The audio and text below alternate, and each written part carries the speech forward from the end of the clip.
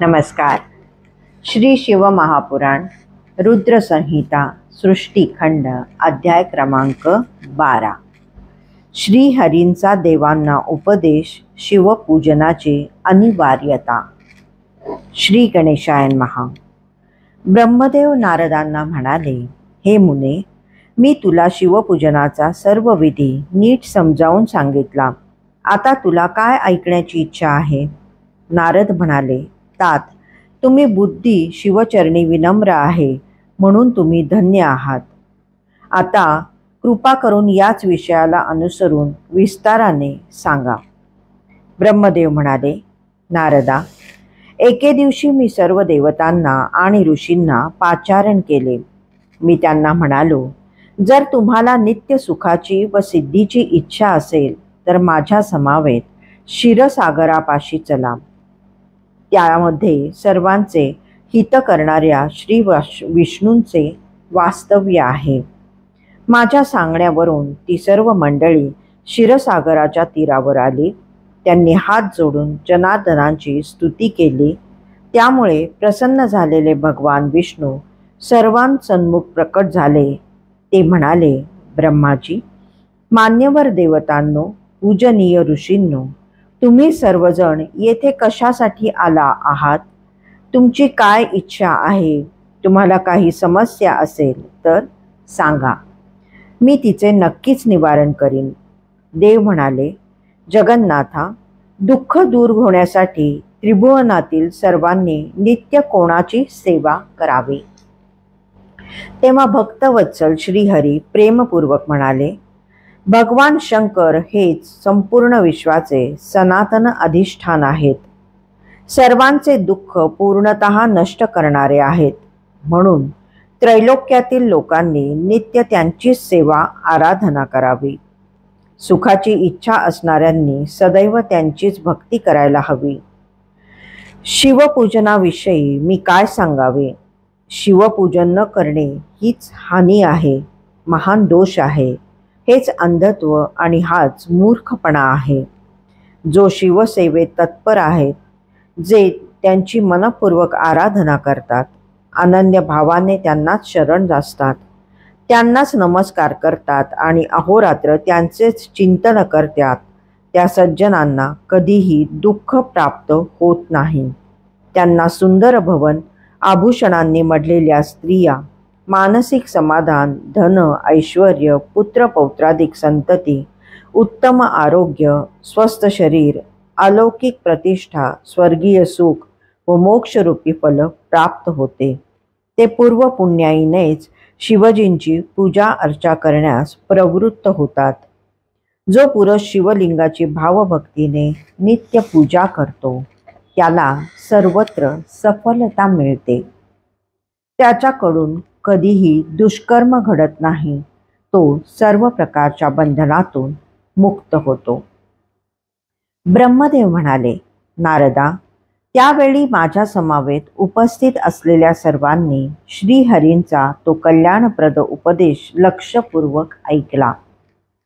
त्यांनी विष्णूंना वंदन केले व त्यांच्या अभिष्ट भावना पूर्ण व्हाव्यात यासाठी शिवलिंगे देण्याची विनंती केली. त्यामुळे जगाच्या उद्धारासाठी तत्पर असलेले श्रीहरी अतिशय प्रसन्न झाले.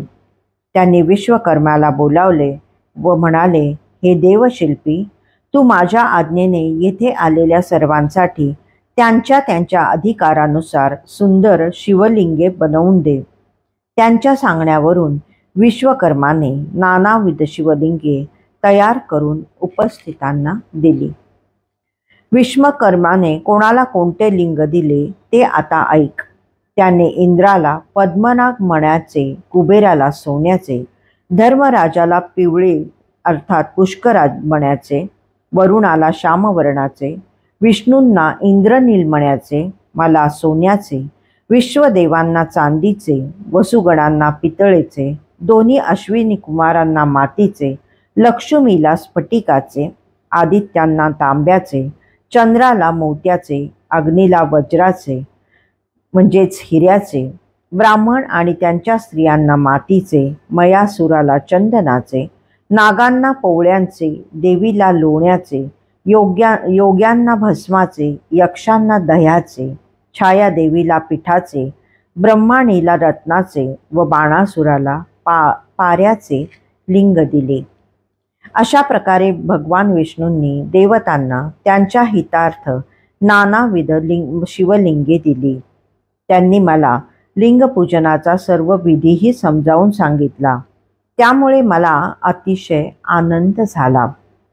श्रीहरींचा निरोप घेऊन मी स्वस्थानी आलो. क्षीरसागरावर आलेली सर्व मंडळीही माझ्या समवेत होती. त्यांना माझ्याकडून शिवभक्तीचे महात्म्य, शिवपूजनाचा सर्वोत्तम विधी हे सर्व जाणून घेण्याची उत्कंठा लागली होती. मी त्यांना म्हणालो, देवतांनो आणि मुनीश्वरांनो, आता मी तुम्हाला जे काही सांगणार आहे ते प्रसन्नतेने ऐका. शिवपूजन केल्याने भोग आणि मोक्ष या दोहोंची प्राप्ती होते. सर्व प्राणीमात्रांमध्ये मनुष्य जन्म दुर्लभ आहे. उत्तम कुळात जन्म मिळणे हे त्याहून दुर्लभ आहे. त्यातही आचारशील ब्राह्मण दाम्पत्याच्या पोटी जन्म मिळणे हे केवळ पूर्वजन्मीच्या अपार पुण्याईने शक्य आहे. असा जन्म मिळालाच तर त्या ब्राह्मणाने पवित्र राहून भगवान शिवजींच्या प्रसन्नतेसाठी पुण्यरूप आचरण करावे. अन्यत्र जन्म झाला तरी मनुष्याने शास्त्रसंमत मार्गानेच अनुकरण करावे. आपल्या वर्णाश्रम धर्माच्या नियमांचे पालन होईल असे कर्म करावे. आपले सांपत्तिक सामर्थ्य पाहून दानधर्म करावा. जप तप यज्ञ ध्यानादी उपासना कराव्यात. कर्ममय सहस्त्र यज्ञांपेक्षा तपोयज्ञ श्रेष्ठ आहे. तपोयज्ञापेक्षा जपयज्ञाचे महात्म्य अधिक आहे आणि जपयज्ञापेक्षा ध्यानयज्ञाचे महात्म्य अपरंपार आहे. कारण ध्यान हेच ज्ञानाचे साधन आहे. ध्यानानेच शिवतत्वाचा साक्षात्कार होतो आणि परमात्म्याच्या ठायी असलेली शांती साधकाच्या हृदयात अखंड वास करते. या चराचर सृष्टीत नानाविध नामे, रूपे व गुणांनी परमात्मा शिवच व्यक्त झालेले आहेत हे जाणणे म्हणजेच ज्ञान. जोपर्यंत हे ज्ञान अर्थात तत्वज्ञान अवगत होत नाही तोपर्यंत मनुष्याने प्रतिमा पूजन आदी सत्कर्मांनी शिव आराधना करणे अत्यंत आवश्यक आहे. त्याशिवाय मनुष्यांची आध्यात्मिक प्रगती होतच नाही. ज्याला प्रतिमा पूजनामागचे रहस्य किंवा उद्दिष्ट माहीत नाही त्याने मूर्तीचे, प्रतीकांचे व प्रतिमांचे पूजन करणाऱ्यांची अवहेलना करू नये. त्यांचा बुद्धिभेदही करू नये. असे केल्याने त्या पातक्याचे पतन होते. मनुष्याने त्याला जमेल तशी मनःपूर्वक भक्ती करावी. आपल्या आराध्य देवतेचे पूजन करावे. कारण पूजन आणि दान याशिवाय पातके दूर होत नाहीत. मळलेल्या कापडावर कोणताही रंग चांगल्या प्रकारे चढत नाही. पण ते कापड स्वच्छ धुतलेले असेल तरच त्यावर सर्व प्रकारचे रंग उत्तम प्रकारे चढतात. याचप्रमाणे देवपूजेचे मनुष्याचे शरीर निर्मळ होते. त्यावर ज्ञानाचा रंग चढतो. त्या ज्ञानाने सर्व भेदभावांचे निर्मूलन होते. मोह आणि माया यांच्या बंधनातून मुक्त झाल्यावर मनुष्याला आपल्या आपण शिवपद प्राप्त होते. गृहस्थाश्रमी मनुष्याने आपल्या आराध्य दैवतांचे अवश्य पूजन करावे. भगवान शंकराचेही पूजन करावे. कारण तेच देवांचे देव आहेत. सर्व देव अनन्य भावाने त्यांचीच पूजा करतात आणि त्यांच्याच आज्ञेने सृष्टीतील आपापली कार्ये करतात. ज्याप्रमाणे झाडाच्या मुळाशी पाणी घातल्यावर त्याच्या फांद्या व पाने तृप्त होतात त्याप्रमाणे भगवान शिवप्रभूंचे पूजन केल्याने सर्व देवता संतुष्ट होतात. ज्याला आपले कल्याण व्हावे, आपले अभिष्ट मनोरथ पूर्ण व्हावेत असे वाटते त्याने सर्व प्राणीमात्रांच्या हितासाठी तत्पर होऊन लोककल्याणकारी शिवजींचे नित्य श्रद्धाभक्तीने पूजन करावे.